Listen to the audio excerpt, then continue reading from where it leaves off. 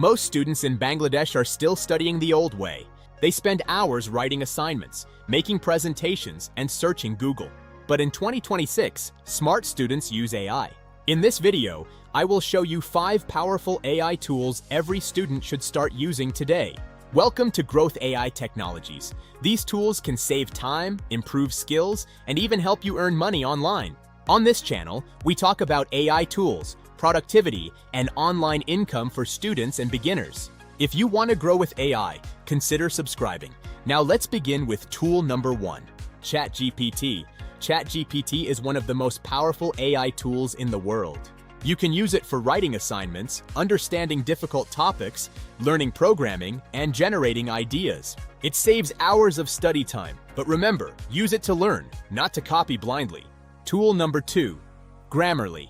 If your English is not strong, Grammarly can help.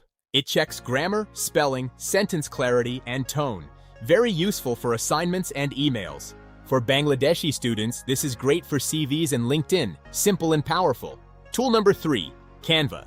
Canva is not just for graphic designers. Students can create slides and CVs. It even has AI to generate presentations automatically.